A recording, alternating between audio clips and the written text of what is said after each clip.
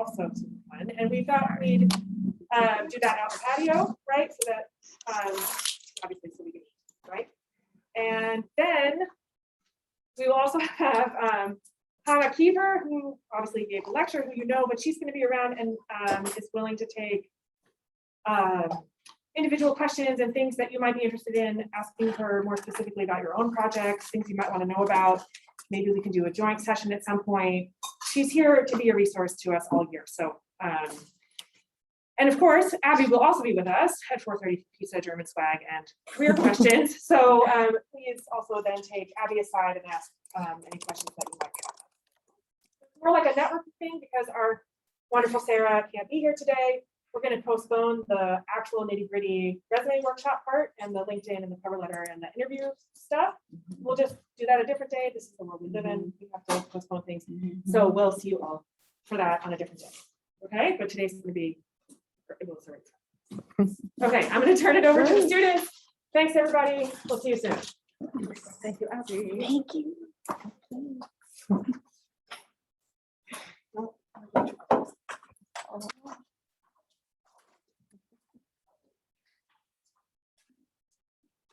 Hello, everyone. Good afternoon. We're pleased to welcome Ms. Aberdeen Sabo to the TAM Friday Lecture Series. So Abby is a 2003 TAM graduate and a year 2005 Beta Kappa graduate of Miami University in Ohio. After completing the core curriculum in Chapel Hill, she studied at Sciences Po, then finished the program in Bath, England. During her time in Paris, she had the opportunity to intern at the U.S. Embassy. When looking back at her time as a TAM student, she remarks that her favorite aspect was the camaraderie among fellow students. In fact, she is still in touch with many of her classmates today. As a child, Abby wanted to become a writer and kept many diaries, yet reality set in, and she turned towards a career in the U.S. Department of Defense, following her passion for work with the military. Right before TAM, Abby worked as a police dispatcher at the Westlake, Ohio Police Department for 14 months. After TAM, Abby deployed to the U.S. Embassy in Baghdad, Iraq in 2003 to 2004 as a defense contractor. When she arrived at the Perfume Palace, which served as the U.S. Embassy at the time, she was shocked to still find a huge covered portrait of Saddam Hussein in the main hall, as well as golden toilet seats.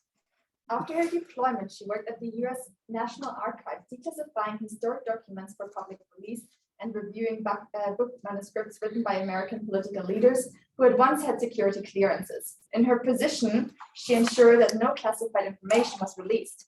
Her favorite book that she reviewed and approved for public release was Pentagon 9/11. Using her skills honed during her time at the National Archives, in July 2007, Abby joined the DIA as a foreign disclosure officer. She made classified information from the U.S. government available to French officials. She was also able to use her French language skills to assist the U.S. Embassy in Paris by translating critical information. He then served as a political military all-source intelligence analyst for DIA covering West Africa. Abby's studies had previously been centered on Europe, but she was challenged to expand her area of focus to Africa. Following this position, Abby was selected to work as a Defense Liaison Officer in the U.S. Embassy in Niamey, Niger, from 2011 to 2013. She mentions Niger as the most challenging yet rewarding period of her career. In Niger, Abby and her team were chronically understaffed and encountered life-threatening situations, one of which was a luncheon in a partially demined landfill. For her efforts, Abby received the Defense Meritorious Civilian Service Medal in December 2013, the second highest award a DIY civilian can earn. Following her time in Niger, Abby was selected for a second tour as a Defense Liaison Officer at the U.S. Embassy in Yaounde, Cameroon from 2013 to 2015.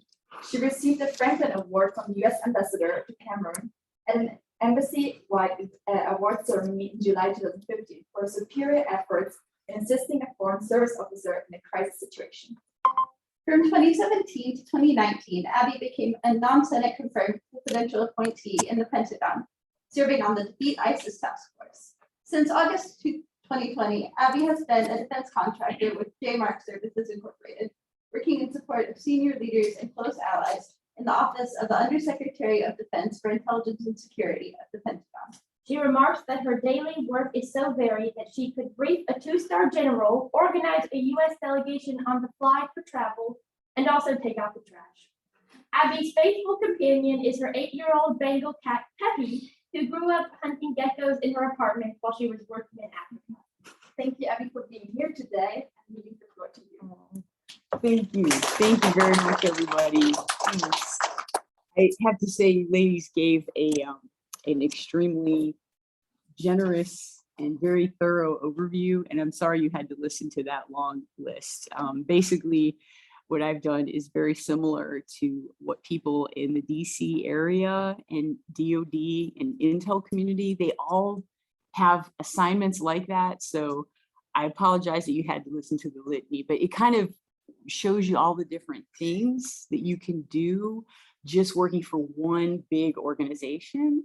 So I hope that helps a little bit.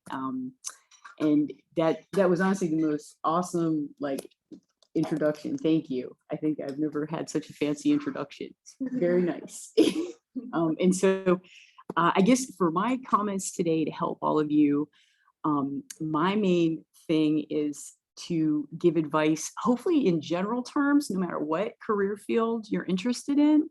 But I would also love to, give you maybe more specific things if you're interested in working for your Ministry of Defense or or the Department of Defense, or the intelligence community. I think most of my experience pertains to that. And I know a little bit about State Department stuff. So if any of you are interested in that for your home agencies, I think there's a lot of just similarities across nations where the defense and diplomatic corps have certain things that they prefer in candidates, but they always work together too across agencies and disciplines. So with that, I guess with that said, thank you so much. That was a beautiful, beautiful introduction.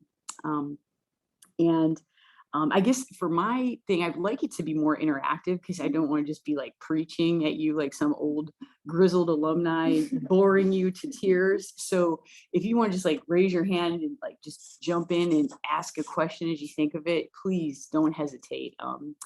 I guess just the most I can think of to help you is I would like to give you 3 themes I was thinking of that I have learned, and it's taken me, so don't feel bad, don't be hard on yourself, it's taken me 20 years to figure this out. So if someone had told me this when I was in your shoes, I think maybe I would have listened, maybe I wouldn't, I don't know, but I hope it helps.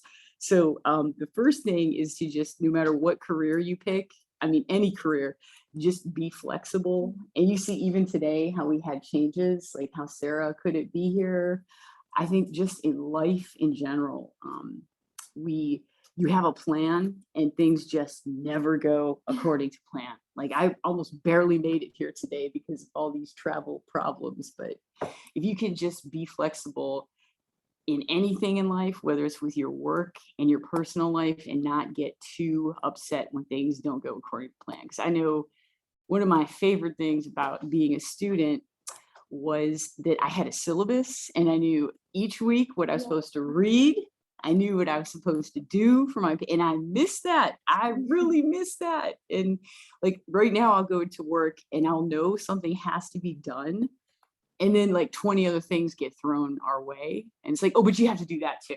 It's are you kidding me? So you just have to be flexible. And, I'm sure you all know this very well because you're in the process of trying to get overseas stuff organized while you're still here. Enjoy your time here.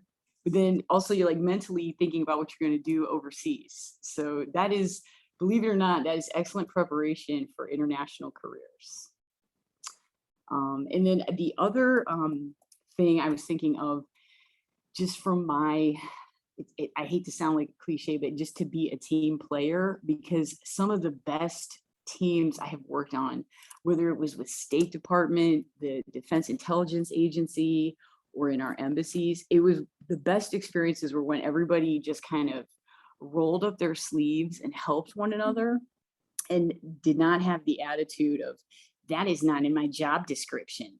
And I actually, I had that happen to me this week where I had somebody straight up write in an email, that is not in my job jar. And that's like a DOD way of saying, I'm not going to help you. And it was really frustrating because it was just for such a simple thing, to help another colleague.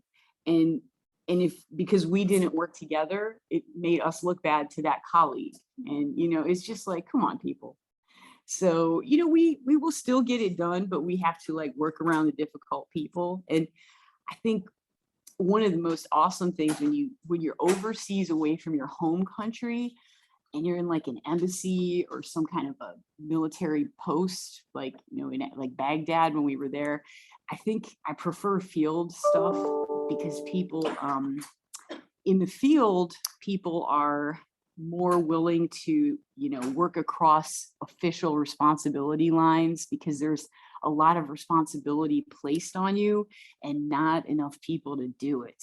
And I think when you're in Washington or like Paris or London, like major centers of headquarter capitals, I think you have more frustration at office levels of people being very strict about like, that's not my job.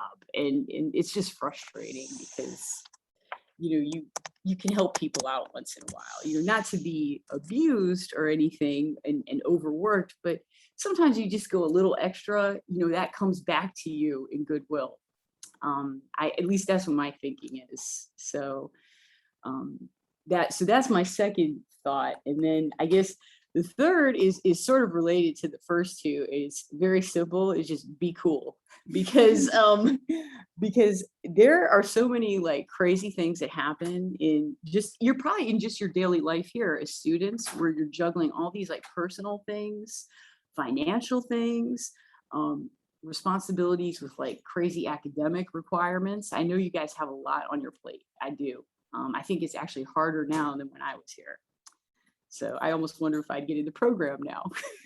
So just, try to, if you can just have a few moments where you have a fun conversation with somebody and not be overly stressed out about all the craziness going on. Because I have noticed with smartphones, I have my work phone and my personal phone with me right now, and it like never stops. Like, so even though you're on leave, there's just small little things. Hey, can you tell me what's the answer to this? So you're never really like free anymore in this digital world.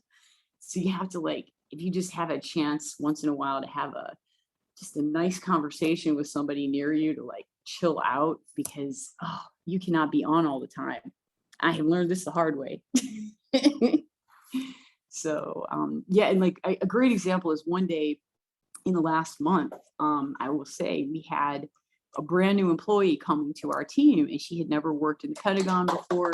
She was very excited to come work with us. And, it's always like scary when you change jobs because you're wondering, is this the right thing to do? I mean, maybe I should just stay where I'm comfortable, but you probably want to try something new, but you still question yourself. And so this lady was just needing me to get her in the building and get her to HR for in-processing, but it was also at the same time that we had Afghanistan falling, and that just caused a little bit of stress, as you can imagine.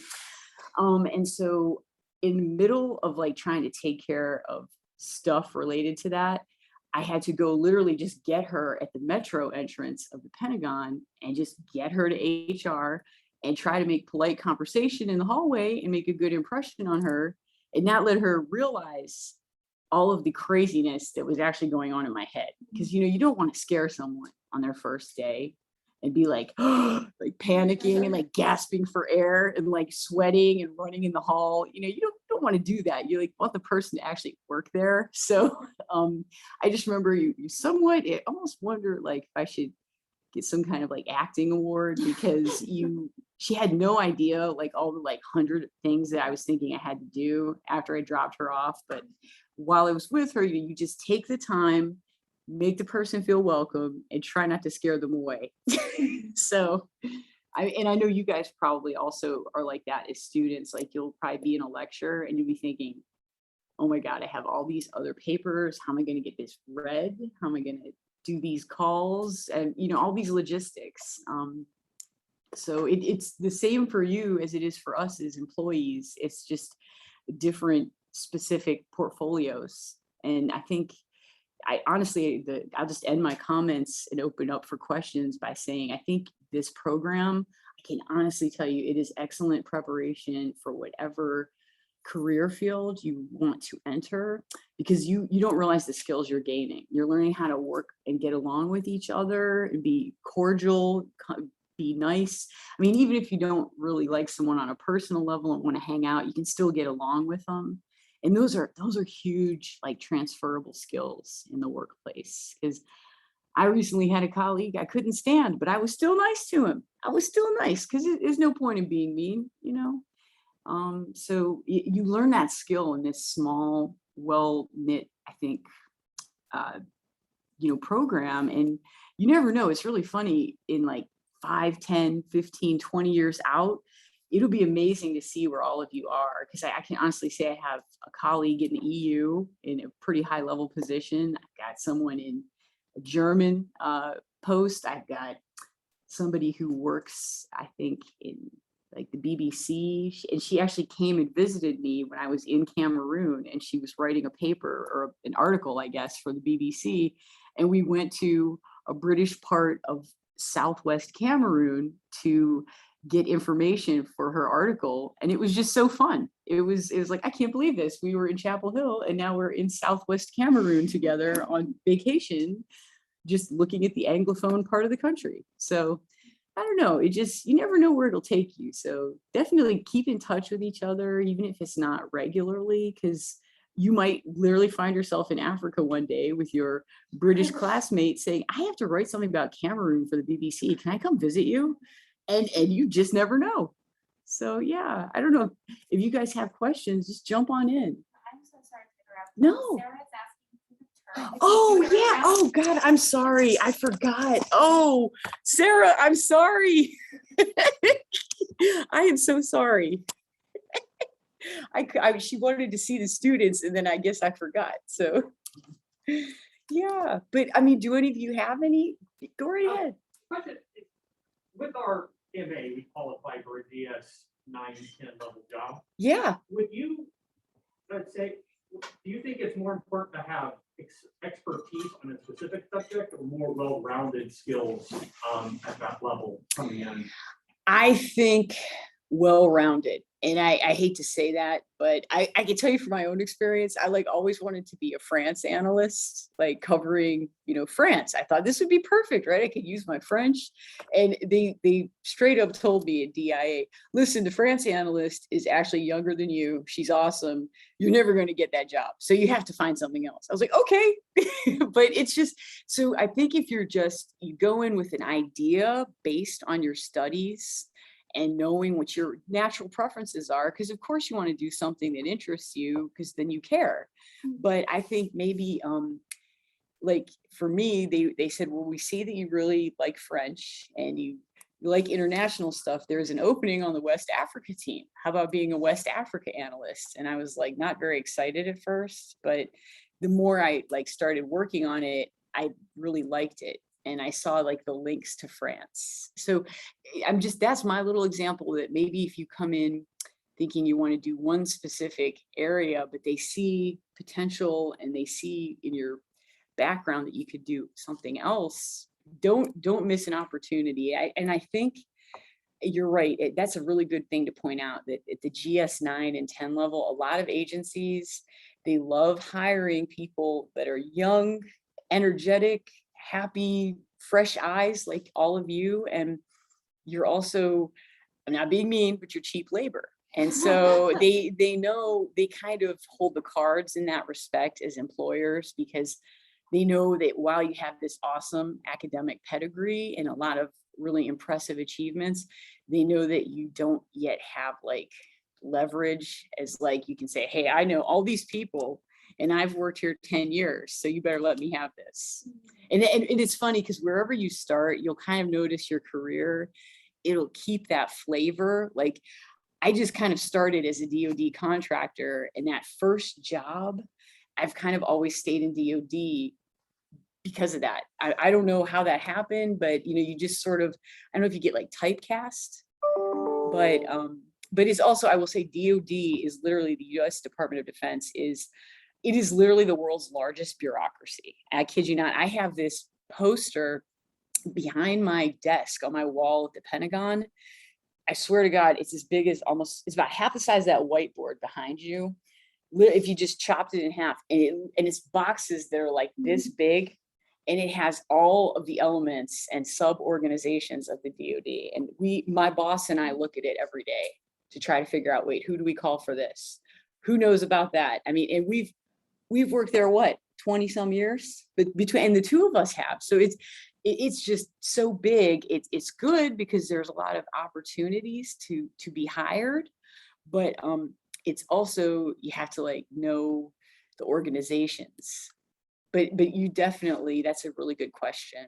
Is there something that you're particularly interested in? I study the UK a lot. Oh, cool. Yeah, so I was just wondering. That's so cool.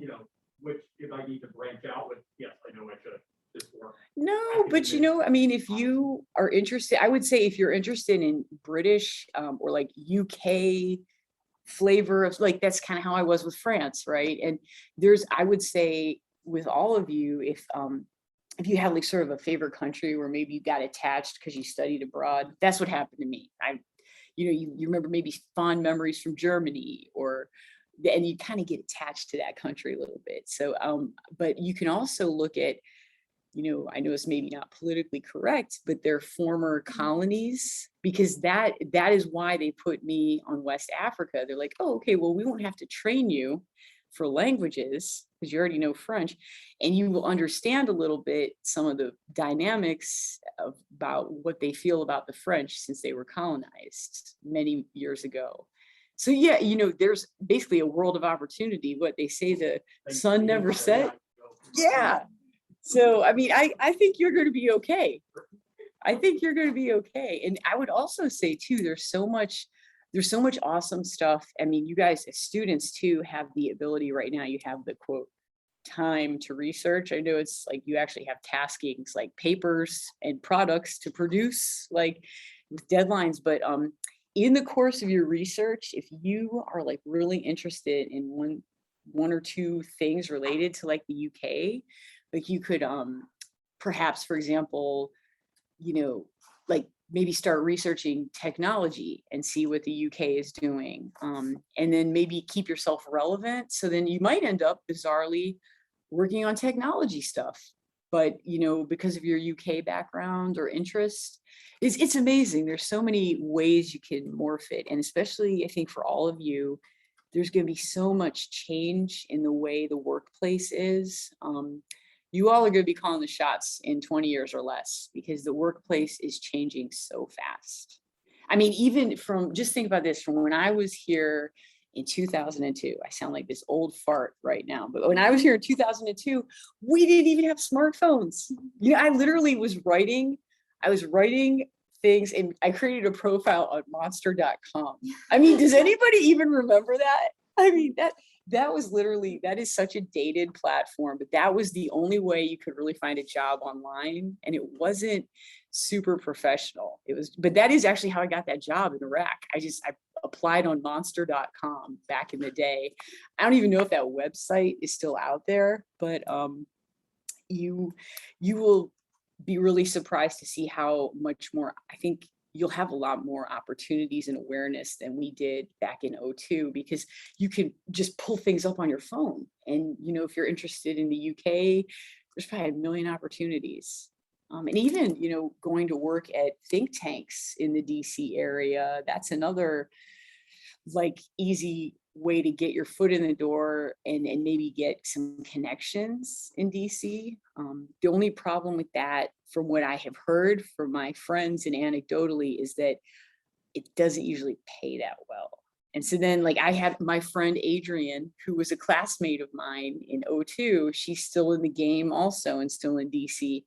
I remember she would work during the day at CSIS, which is a major think tank in the DC area, doing awesome stuff. And at night, she worked as a caterer at like some country club because we were totally broke and we were trying to do stuff to like build our resume, but also pay the bills.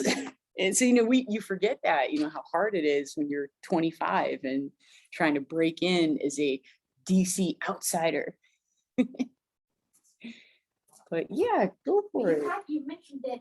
My question was, we're all the dreaded job search that's like Oh God, I know. a year or 2 years away.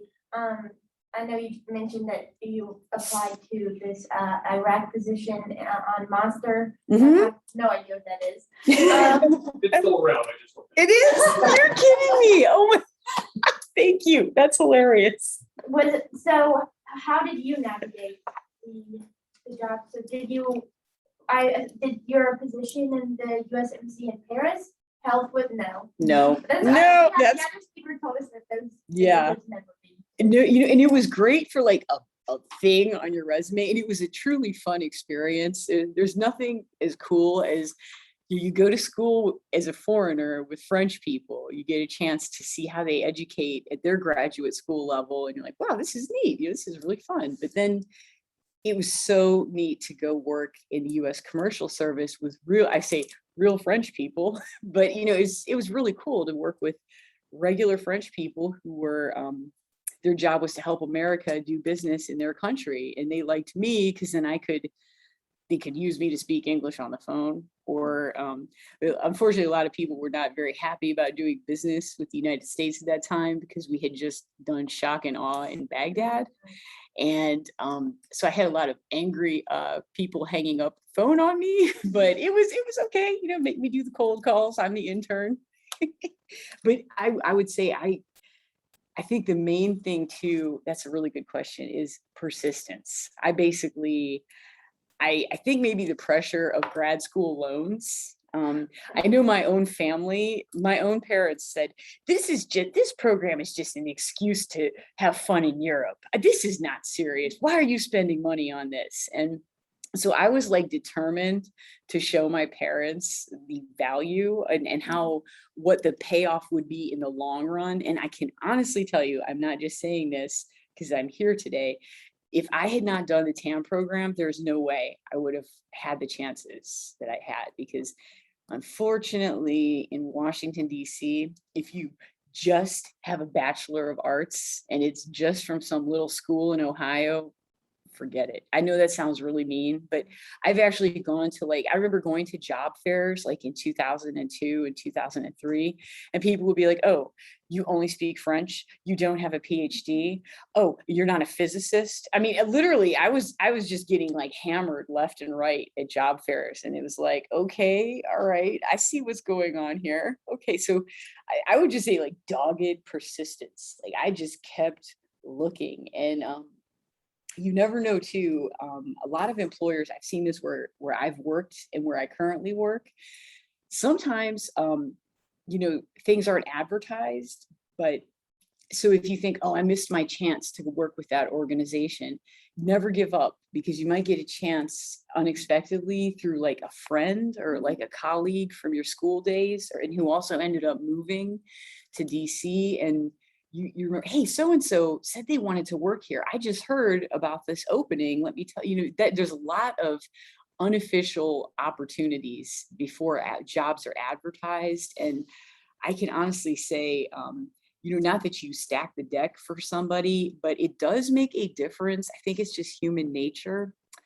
If an employee who is trusted and respected recommends someone else and says they trust that person and worked well with them, it's almost a no-brainer to hire that person.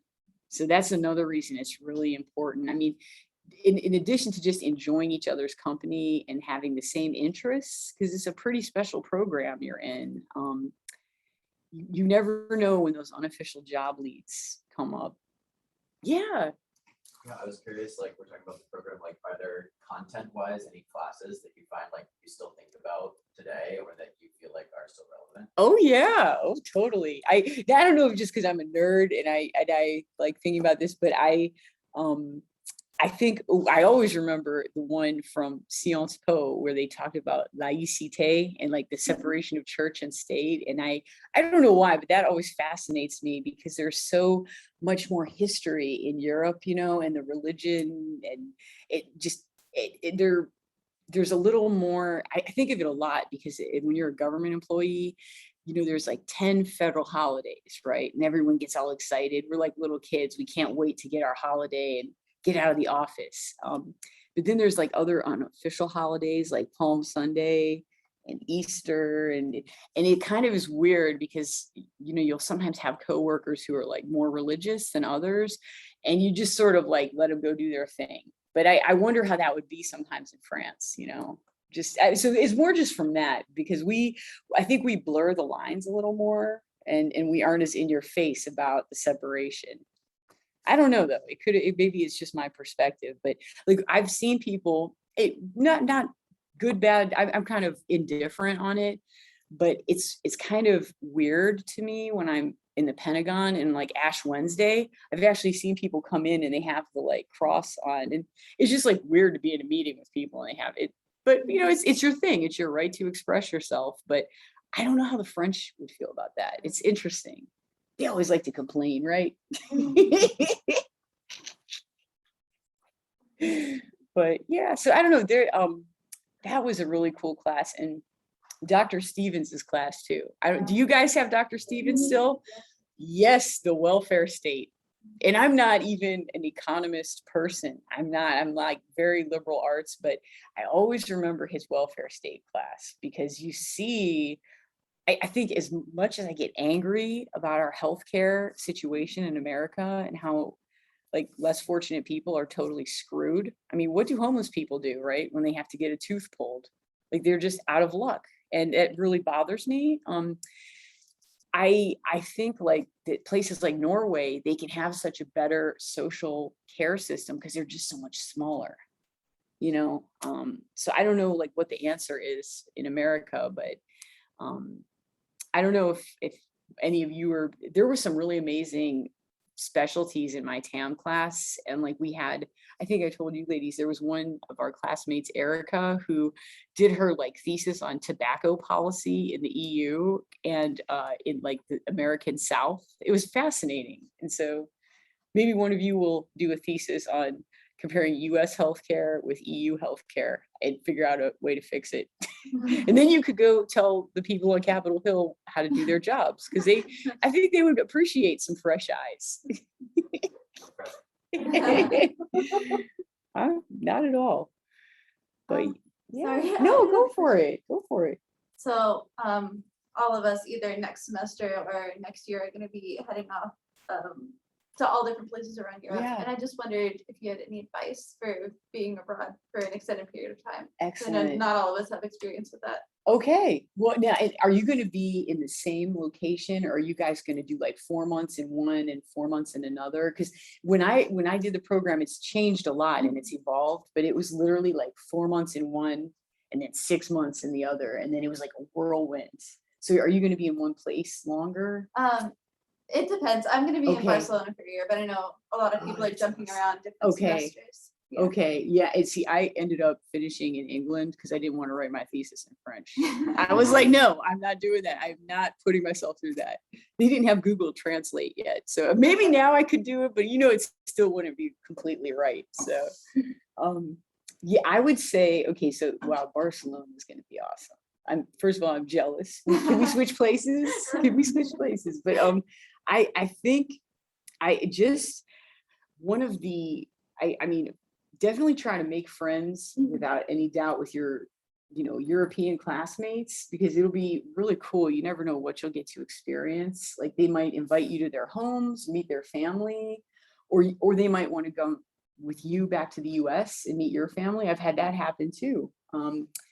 And I would say if, you know, it's like anything in life, there's never a clear answer, but if you can somehow multitask strategically and keep your papers afloat, you know, stay out of trouble academically, but then maximize the travel and just tear it up, I would do it. I'd be like writing papers on the train. I would literally I think the one thing I regret is that I did not travel enough.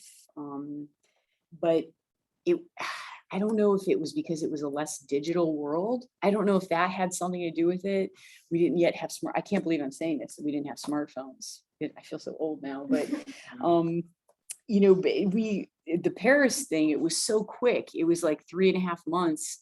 And I had that internship after class every day. And then it really was, I'm not kidding, it was hard keeping up the French. I mean, so I would be like, then I'd go home after my internship and I would basically sit in my room with my French dictionary trying to like keep up. And, you know, just try not to show them how much you're struggling and just keep up with them. And our French professors, you know, their education style is very different. I feel like in the United States, we encourage people to like be comfortable.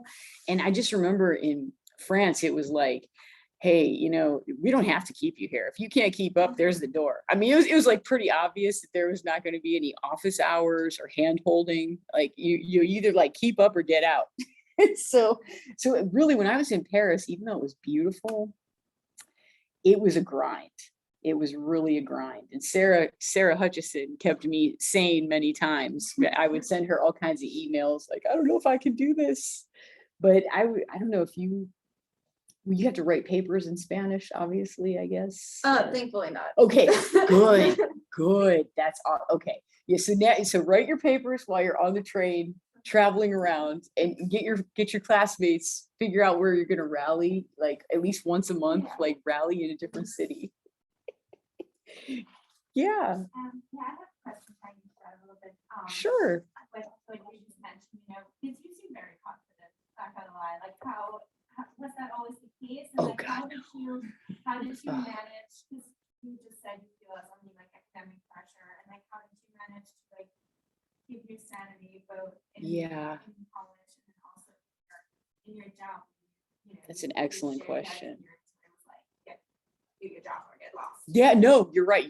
Well, I will tell you, believe it or not, I was never a confident person. I think what's happened is over the years, it's almost like an alchemy process where you have someone light a torch and you either get burned or you get the layers come off. And I mean, that's really I don't know. I mean, good, bad, or indifferent, DOD, they tell you how it is. And I think maybe my personality, I respond to that. So like some of it's personality based, because like I have this personality that you tell me I cannot do something, I will find a way to do it.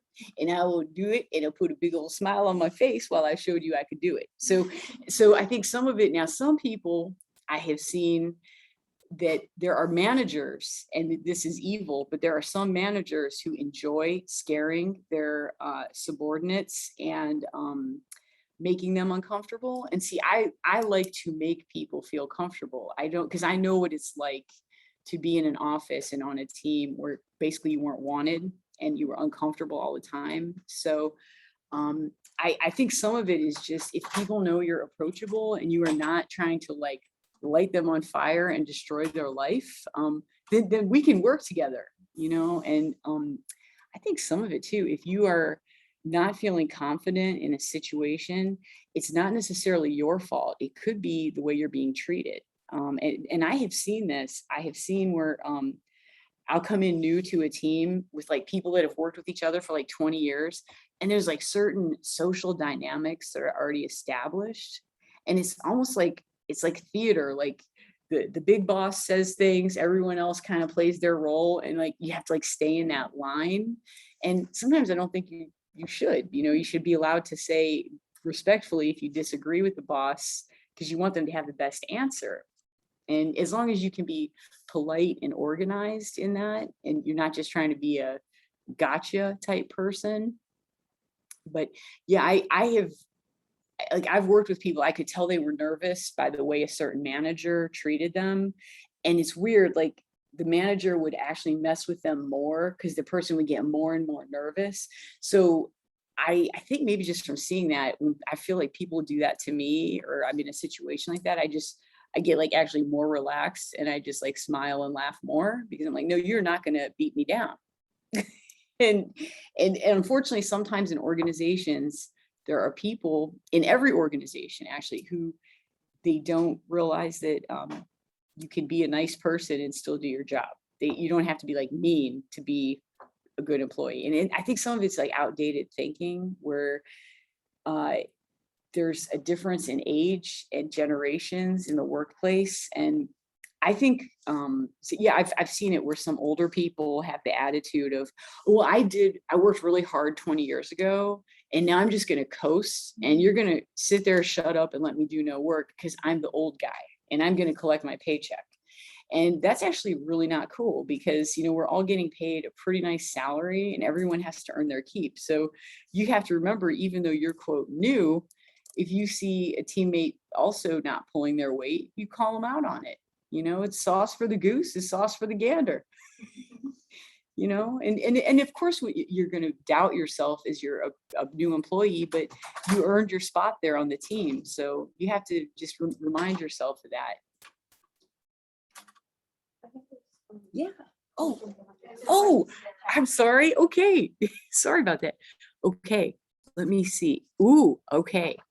Excellent. Okay. Tobin Williamson. Okay. What % of your colleagues enter your career field straight out of grad school versus working in other fields first before entering federal service? Ooh, that's a good question.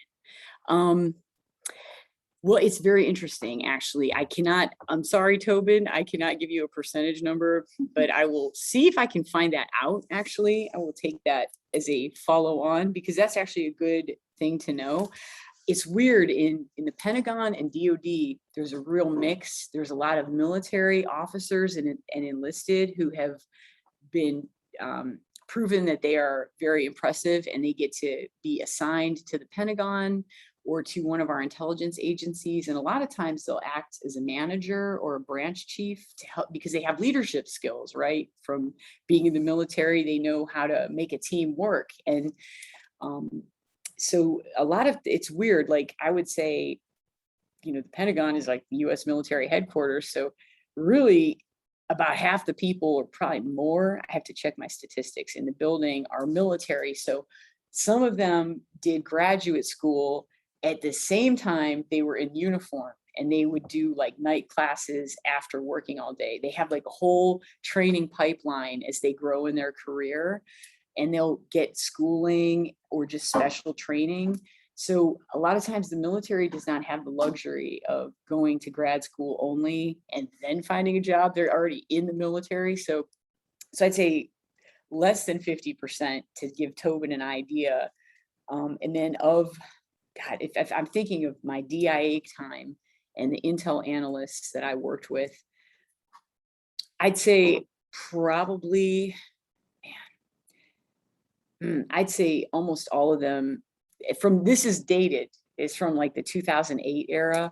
Most of them were straight out of grad school. And then you would maybe get people a little older who had done like other things and decided they wanted to get in. So they had maybe had a little bit of other experience, but that was kind of rare. That happens more in the State Department, actually. You'll meet people who, because it's so selective and almost like an act of God to become a foreign service officer, it's very selective. It's probably, I think it's harder to become a foreign service officer than it is to get in a service academy. Is very, very small pool that they actually hire and put on a payroll and they're in training, and they just have amazing applicants. And sometimes they can't hire for budget reasons. So you could have like 100 amazing candidates, but you only have a budget for 50. And that there will be the answer that you don't get hired. So that's why I say don't take it personally. Sometimes it really is a budget limit. And they say, oh my God, we have to cut the list at number 50. So if you're number 51 and below, it could be that close. That's when you almost don't want to know. But yeah, and so I think a lot, I really like the mix though of working with the military and then the civilians straight out of grad school, because we had these really super smart analysts, but they didn't necessarily have the ability to work together because they hadn't really done that ever. So when we had our military branch chief, they would be like, hey, you and you guys need to talk. Like, you're not competing against one another. Let's work together. And sometimes you just need somebody to say that. to just get in your face and say that, because it's, it breaks that tension. And when you come in, you don't realize that I was trying to be an analyst, like how I was in grad school, and just like do everything in a silo. And you definitely can't do that as an intel analyst. You have to, like, you would write a paper that was like a production schedule, and then you would have to clear it and get it peer reviewed with colleagues at other agencies. And then if they disagreed, you would have to kind of go through a whole, peer review process. But yeah, I'll see here. Oh, I'm sorry. Oh my gosh. I'm sorry, guys. I took my thing off so you can maybe hear me better. I'm sorry. And then let's see. Oh yes, that's another good question. Do any of your colleagues have law degrees, and does it impact and how? Okay, yes.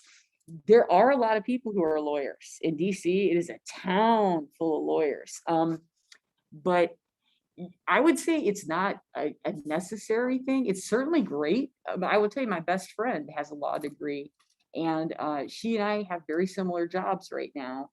And it gave her a lot of training, analytically to be able to work in her job as an analyst. But it's not necessary, but it definitely, I think that's how she got in, because before she worked on Capitol Hill for like 10 years, and then she got bored and said, I need to move on to something a little more stable, because apparently if you're on Capitol Hill and the person you work for doesn't win an election, you're out of a job. And a lot of times no one helps you find another job, and you're just like suddenly out of a job. So she didn't want to live like that anymore, constantly worried about losing her job. And that's how she ended up coming to DOD. She wanted more like stability. So yeah, did you have a? Do you have one? Oh. Yeah. So I was a contractor before, a federal contractor. Oh, then. Okay. Yeah. So what advice would you have? Because the reason I'm no longer a federal contractor is because our COTAR was a giant firm, our contracting officer. And we really didn't have any sort of, process to deal with that. But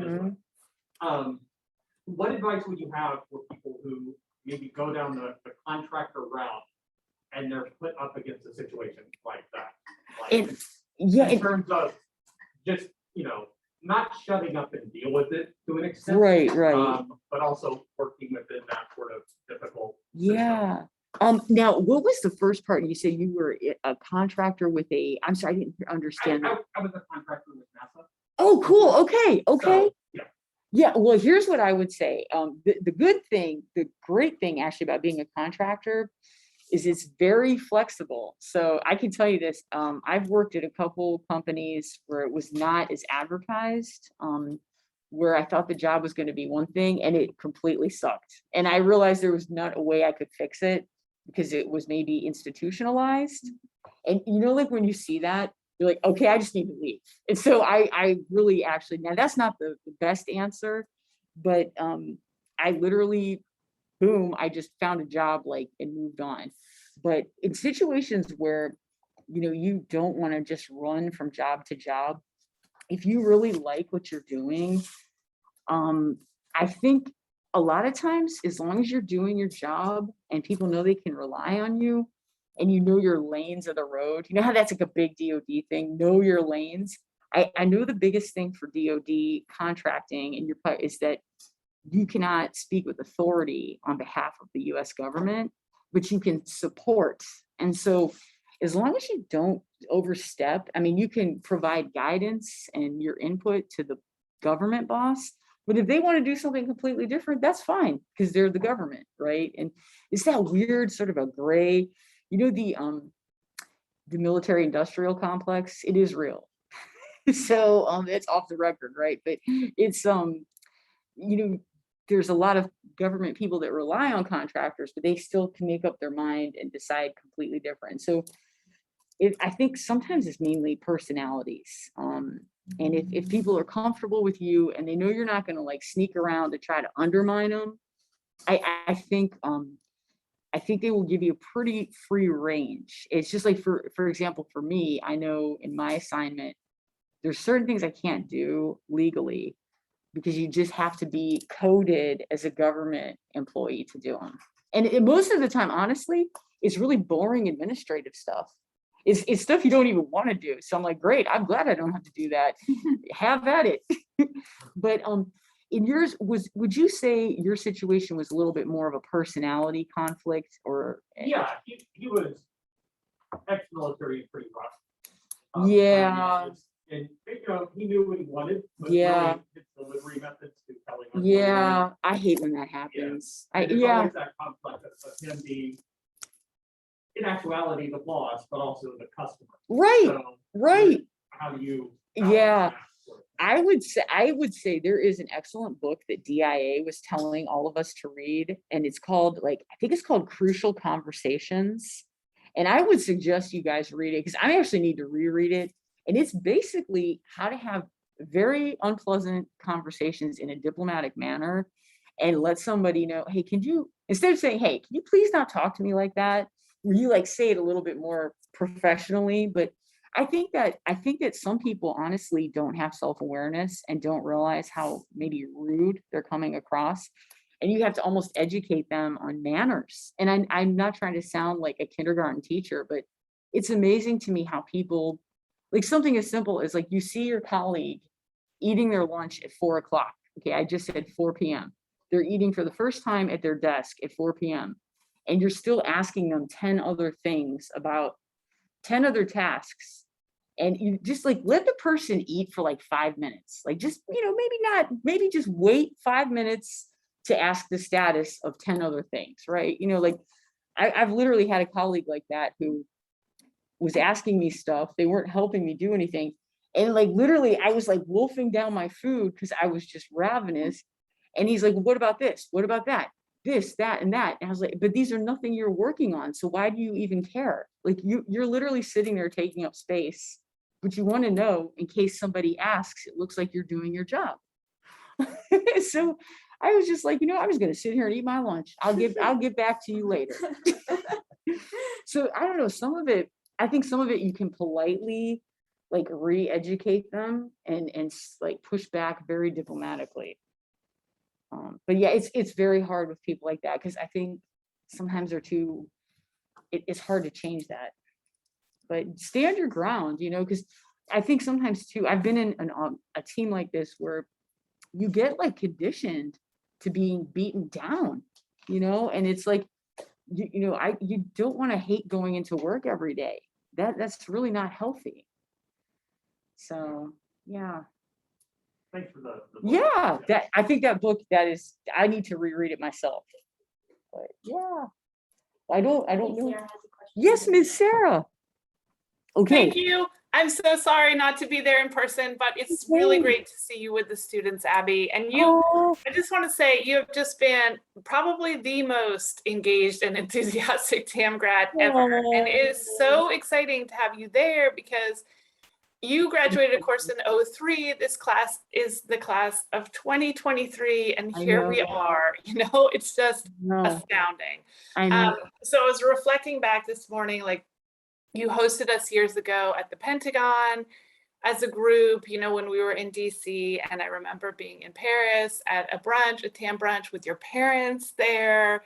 And it's just remarkable. And this one summer, or maybe several, like when we were at the delegation and I was doing a recruiting event and you were just in the front row, like nodding and so enthusiastic. And I just really want to thank you for that over and over. And you've done so much with students and recent grads, and you've helped them so much. And this summer, even, giving all the one-on-one feedback with the resumes, and that's just amazing. So thank you so much. And I think when you mentioned the dogged persistence, that is one thing I would definitely say comes to mind when I think of you, and that you just have worked so hard. And when you think back to that first DC event that we did, that dinner in October 2002, and we really just had a handful of people we could even invite, among the grads. And there we were at the State Plaza Hotel, and you think about how much it's grown as a network since then. It's really exciting. And it's great to see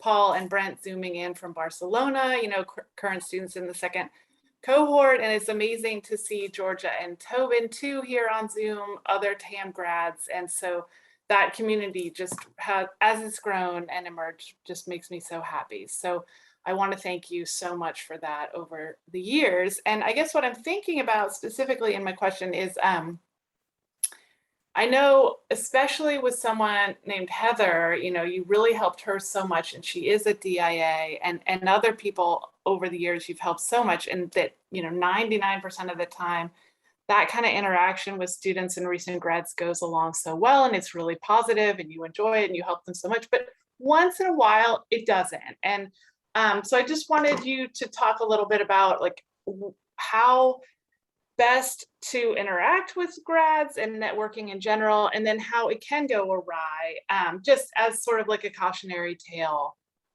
for the students there. And I think sometimes students will reach out to grads and they'll ask questions, and grads or others will spend a lot of time answering, especially on email, and then they don't hear back. And I think sometimes, you know, the student is just thinking like, oh, that was such good information and I don't want to bother the person anymore, but they might not follow up, and they don't realize that the grad or whoever they're networking with really does want that follow-up, not only to be thanked, but just because they care. So yeah, I wonder if you could speak to that a little bit.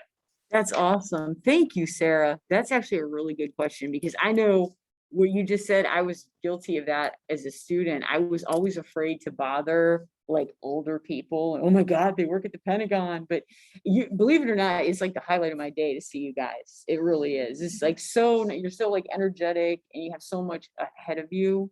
I'm truly excited to see where you're going to end up. And I think the best advice I say is to like be pushy in a polite way, because you know what, people, if you kind of reach out and then they give you a response, and then you just a small faint, like just a short email, and you don't hear back again, we think maybe you're not interested. But don't hesitate to get in people's face, because what I'm seeing from the people I work with, some of the people who have gotten to the highest levels in the Pentagon, man, they just straight pick up the phone without even thinking about it.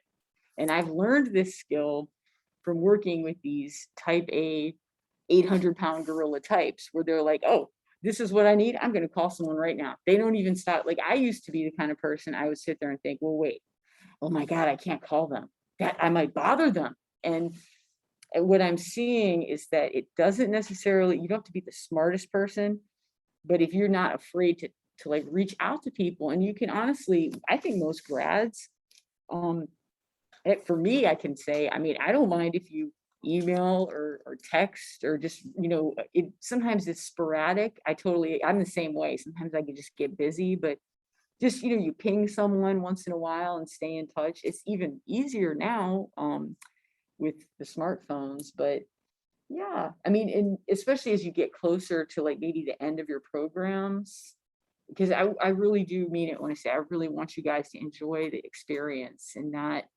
you have the rest of your life to work. I mean, Sarah and I can tell you that. I mean, so enjoy this special time. And maybe like, I can say like maybe 4 months before you graduate, you could, like, the way the military operates, we do like a calendar. It sounds so anal, I'm sorry, but like they will literally do something like every other week, like pick one TAM grad, and then you like set a reminder, something as simple as like a reminder on your phone every 2 weeks, you know, reach out to Erica, the alumni. And then another alumni who I thought was interesting, reach out to Adrian, you know, and just, it could be something as simple as that, like a reminder to yourself on your phone. And like, if you pick like maybe 3 different graduate alumni that they are doing things that you might be interested in doing, and just stay with those 3 people, I think that would be an awesome way to build your network. And that's like manageable, you know, because it is overwhelming to have like 10 people. And that's actually why I quit Facebook, because I got overwhelmed trying to keep up with all the likes, and oh my God, they liked my stuff, I have to like theirs. And so I just like blew up my Facebook a few years ago, because it was like overwhelming, too much information.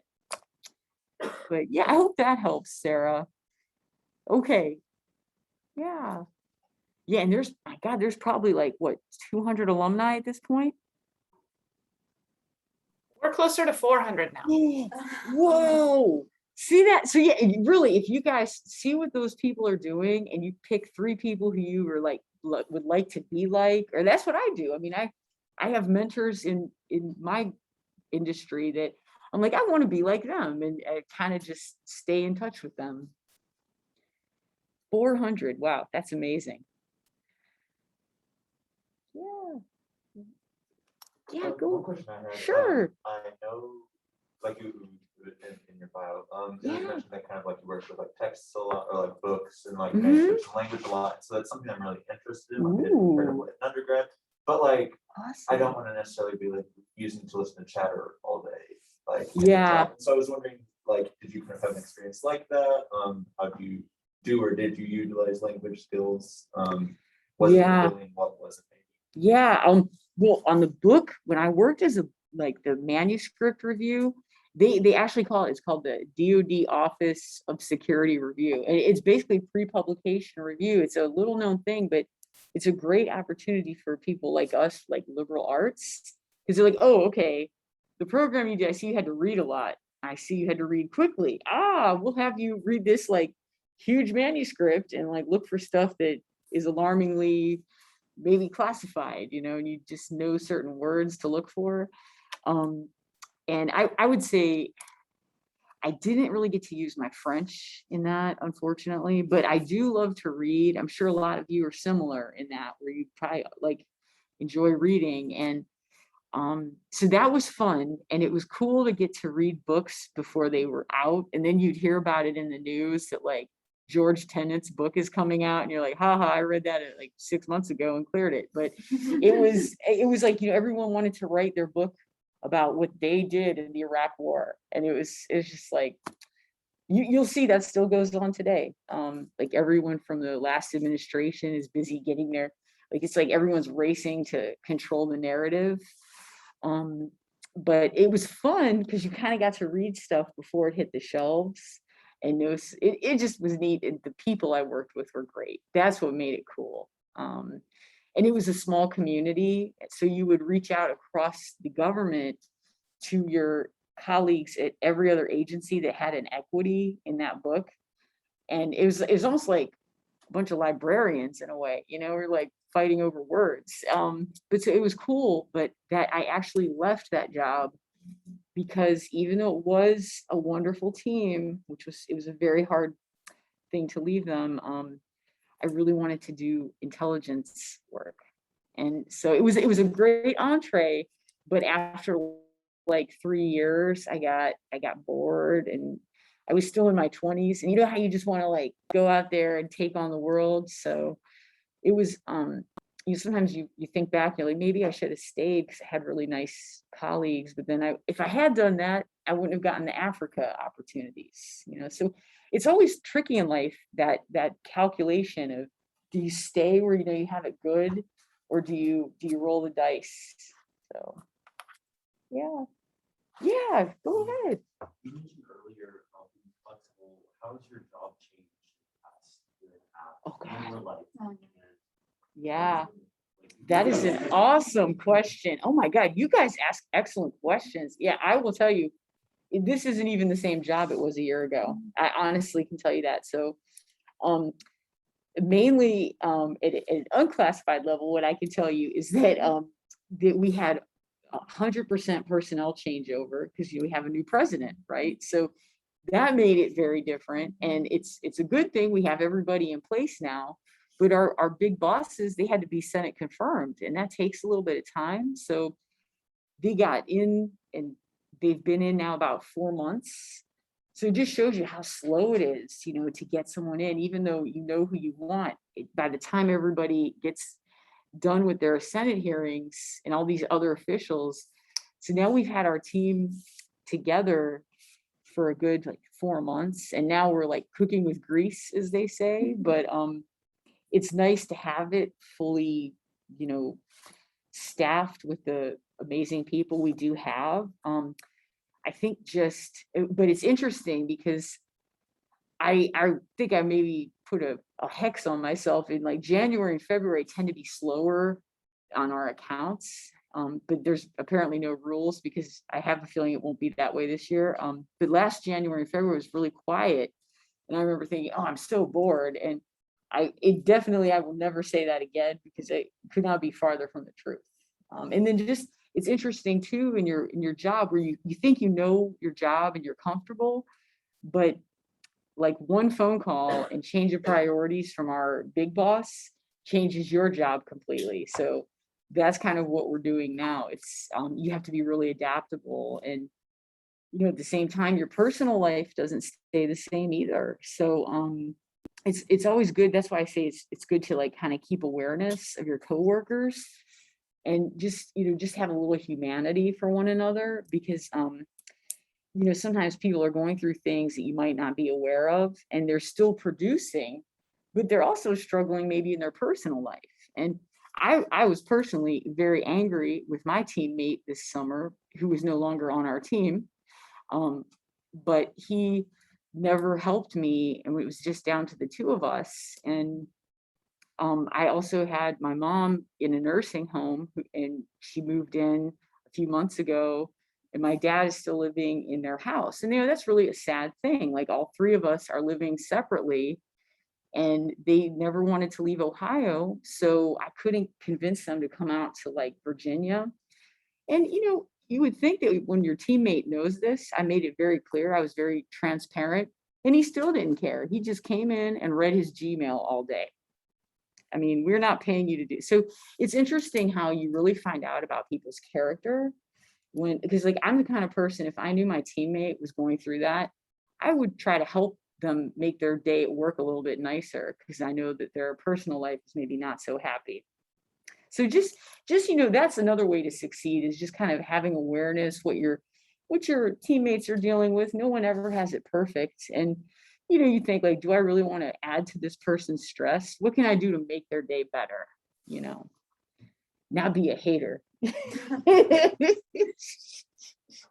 Yeah. I feel like most, like, a lot of job titles sound very interesting, but it's hard to like know what's behind the job titles. So I was like kind of curious to get to know more about the Defeat ISIS task force. Like, what did you do? Yeah. Oh, that's such a good question. So, okay, that's a great example. That was my dream job. Like, no joke. I thought, this is so cool. Oh my God. Like, this is literally like the pinnacle. Well, what I actually did, would you like to know? You're going to be really upset. I basically escorted people in and out of the Pentagon for meetings, and I printed paper and put it in a binder for more important people to use at their meetings. And I did a redundant task log that military aides already were doing. And what happened was I wasn't able to fully do my duties because there was, how do I say it? They're basically the people who were my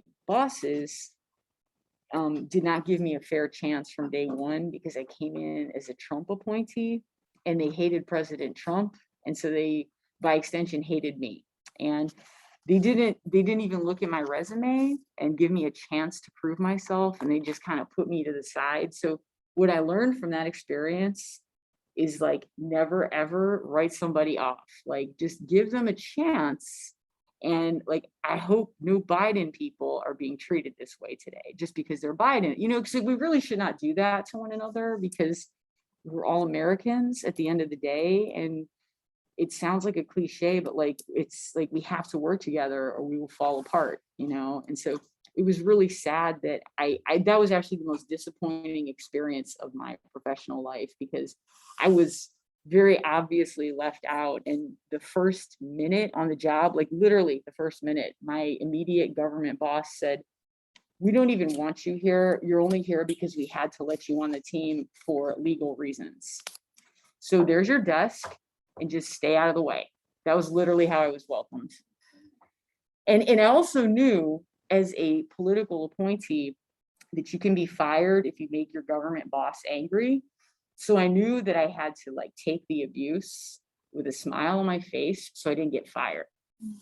Because you can't, like, what they want you to do is start a fight, and then they'll say you have anger issues, and then you're gone. So it was like, I went from being like super excited to like, oh my God, what? Is this really happening? So yeah, it sounded cool, but that was the worst job I've ever had.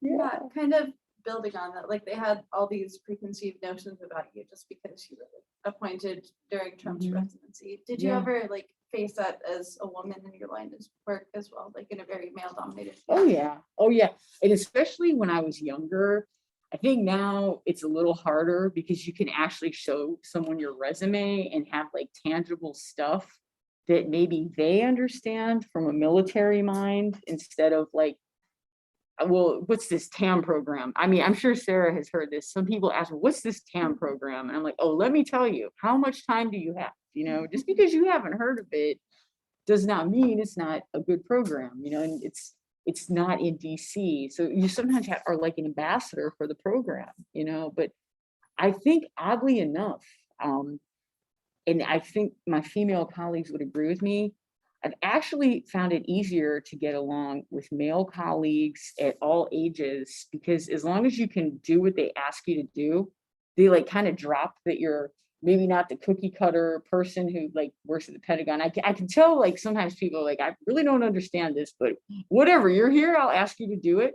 You did it, so I guess you deserve a spot on the team. But some of the hardest managers I've had or colleagues are women, unfortunately, fellow civilian women. And I hate to say that, but the story I just told you about my time as a non-confirmed Trump appointee, it was a civilian woman who was only like 4 years older than me. And she was a GWU grad and came straight from GWU grad school in international affairs to the Pentagon and had worked in policy for 20 years at the Pentagon. And she thought she was the cat's meow because she had 20 years in the Pentagon. And that's great. But you have to always remember new people also bring skills. You know, you can't just say, oh, I have 20 years here. You don't know anything. And that was basically what she did to kind of just like, you know, kind of neutralize me from day one. And she's like, I got 20 years here. This is your first day. This you don't know anything. And that was really unfortunate because when we get new people in my team, I'm like, my new boss is Navy background and NGA, the National Geospatial Intel Agency. Guess what? I don't know anything about those places. So I'm glad that he's on the team, even though he's brand new to the Pentagon, because he is teaching me to see things in a way that I would not have otherwise seen, you know, like, so he talks about being on a carrier. I've never been on a carrier. And so like, I appreciate that diversity. Whereas I think if he had met my old boss when I was an appointee, she would have had the attitude of, oh, you don't have any time in this building, you know, sit there and be quiet.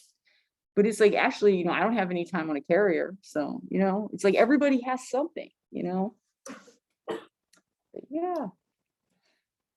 I don't want to bore you guys and like go on too long. So, you know, just whenever you feel you need a break or if there's any other questions. And also happy to talk offline too in small groups if you guys like.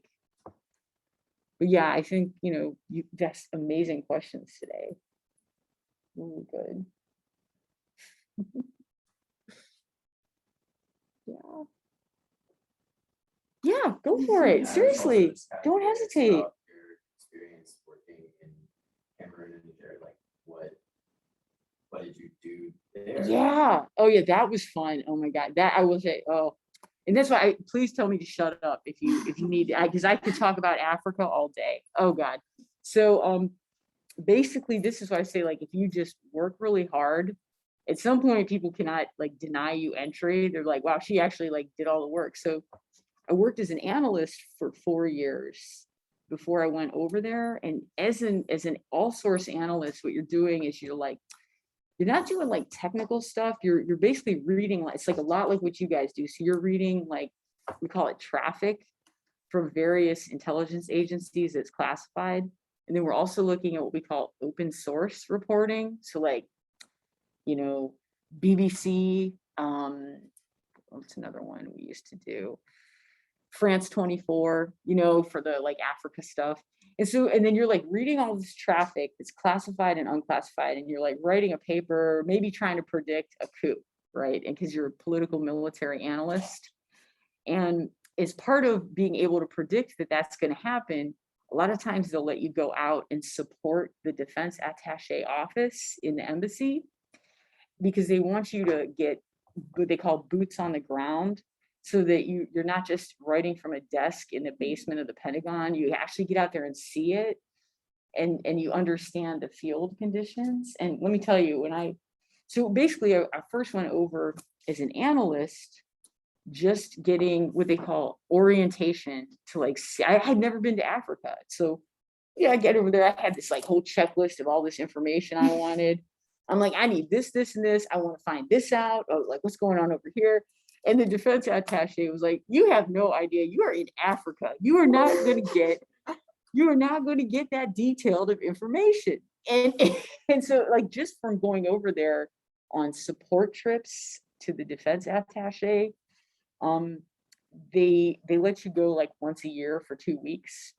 And they saw that you were able to speak in French with the locals, and you knew what questions to ask, and you knew what we needed to know on our end for the Defense Intelligence Agency. So what happened was, there was an opening to go basically be the deputy to the defense attaché, and they were used to working with me, and I applied. I was one of the applicants, and I had a friend, I really wanted to do it. Honestly, I didn't think I could do the job. So I didn't apply at first.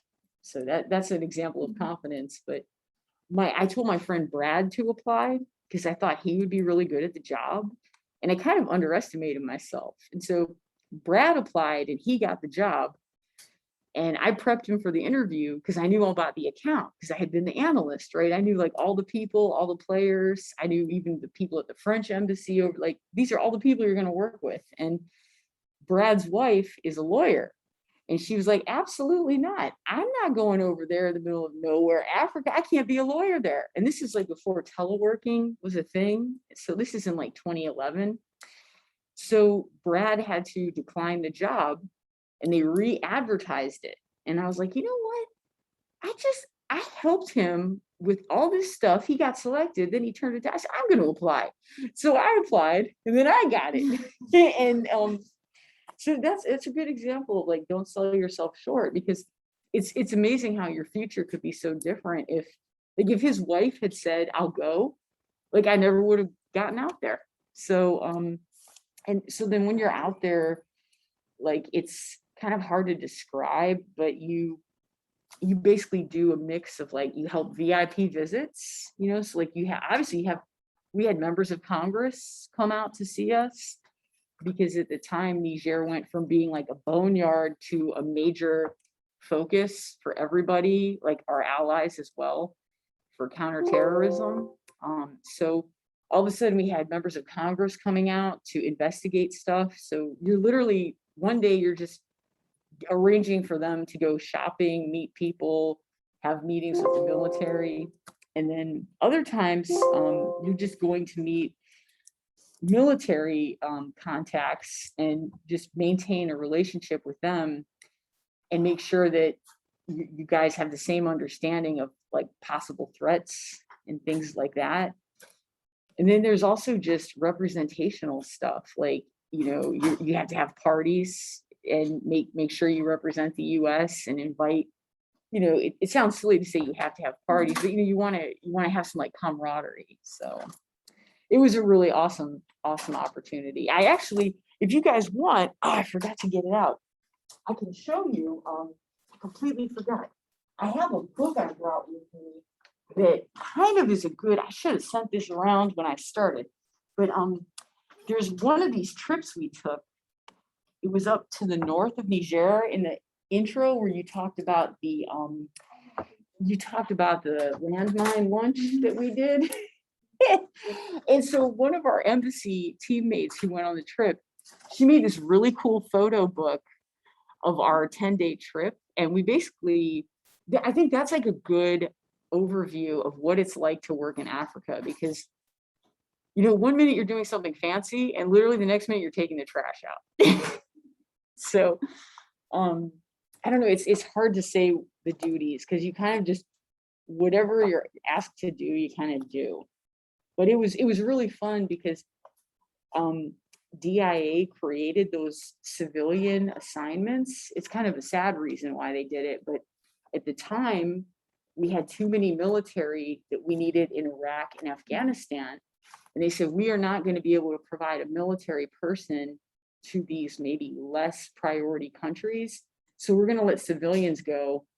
And if it gets really bad, we'll like send the military, but we're going to take a calculated risk and let civilians do this assignment because we need people for Iraq and Afghanistan. So you see how like real world events like create job opportunities.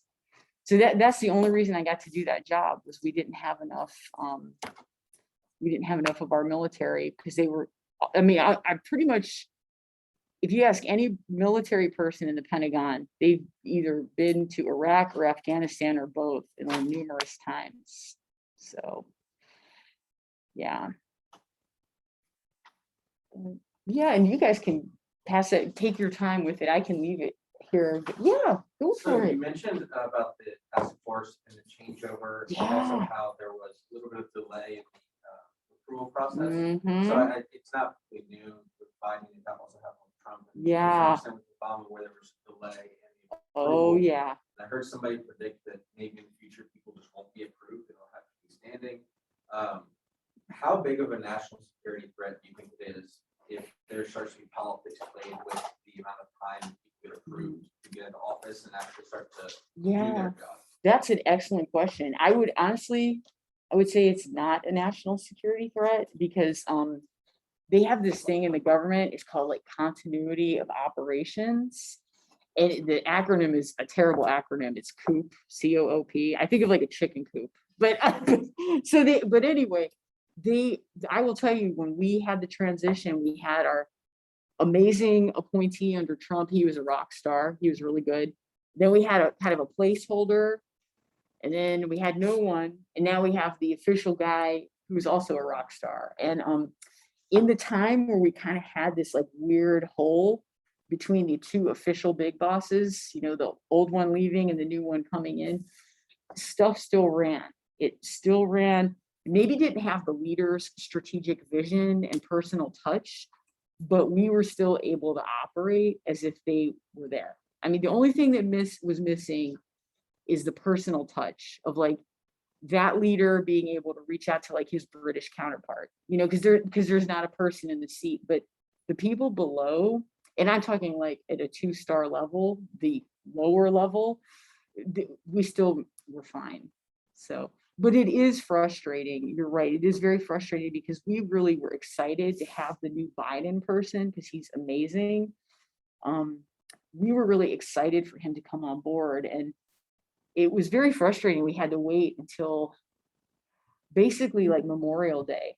And you think like President Biden started January, you know, but the good news is that with people who are that impressive, what I have learned is it does not actually matter what administration they're affiliated with. It's like, especially for Intel, it's like a misnomer that, oh God, oh no, now we have President Biden, everything's gonna fall apart. You know how people like, were so polarized? The caliber of individuals in the leader's seat for the previous administration and this one, they were both amazing. And so like once you kind of get in and you see that, you're like, okay, it doesn't, you know, the president's just one piece of the puzzle. There's still the legislative and judicial, right? We forget about that. And it's amazing how the media like makes us focus just on the president, you know, because that's where they get all the drama. So, but yeah, I do wish it would go faster, but we still did a lot of stuff. And then kind of a follow-up to that, this is more specific. So like during the process when Lloyd Austin got approved, Yeah, there was, for all the talk of getting back to the norms. yeah, There was a breaking of norms with Lloyd Austin having not been out of military service for Mhm. 7 years, mhm. which I'm forgetting who it was under Trump, but that was. Secretary Mattis. Yeah. Yeah. What's the risk if what is the risk to operations if that gets broken and it becomes something that doesn't exist anymore? I mean, it's broken twice. Yeah. I honestly think it's probably gonna drive you crazy, this answer, but I think it depends on the person. Because Secretary Austin and Secretary Mattis have amazing reputations. I mean, they're just, if you read about either of those individuals, I can even send you their bios. They're on class systems. If you read their bios, I mean, I don't care who you voted for. I mean, you're like, wow, these two people are amazing. I don't care what administration they were affiliated with. These guys are special. And so I really think that the waiver for having just recently come out of the military is kind of like a moot point, because when you're at that level, at the Secretary of Defense level, honestly, at the end of the day, the Secretary of Defense in the Pentagon, that's the only VIP. The rest of us, we are all support to him. Like even the chairman of the Joint Chiefs of Staff is support. Like the SecDef is like number one. And so you want the most qualified person. And it's unfortunate, but there's, as people go through their careers, people get eliminated for like, someone has a health problem, they have to get out of the military, or, maybe a personal thing, and they change careers. And so to still be, I say, like in the game at Secretary Austin's level, there's not a lot of competition. And he's like proven himself about 1,000 times over. I mean, it's unbelievable the things I have got to send you guys. I'll send Sarah their bios so you can read them. I mean, that's why I feel bad I had such a nice bio, because I'm like this compared to the secretary. But yeah, I think where it would be dangerous is if you had somebody who was like a lieutenant colonel, like some really young, ambitious type, and they wanted an exception and they wanted to just get in that seat at like age 45. I think that's where you'd have to be a little more careful. But I feel like Secretary Mattis and Secretary Austin, I feel like they're like elder statesmen, and they are acting. I mean, if you saw, they were on Capitol Hill this week testifying about Afghanistan. If you guys YouTube just even 5 minutes of it, General Milley and Secretary Austin, Afghanistan testimony, you will not envy their jobs. You will not envy their jobs. So, and the way they handled it, they clearly deserve to be in those seats. Yeah. I don't know how they didn't have a heart attack right there on the spot. The questions they're asking. So, yeah. I like your EU face masks, by the way. So cool. So cool. And I'm sorry, I will stop, but you guys are welcome to ask any questions as well offline. I don't want to be blabbing on like the old person.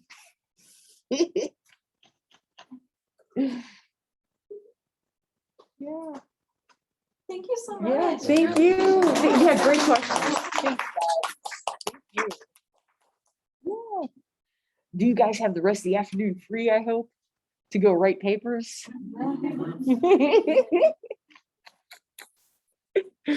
Thank you, Sarah. Oh, thank you so much, Abby. It was so good to hear you talk a little bit about your experience. Absolutely. Thank you for Anything I taking can the time do. to do that.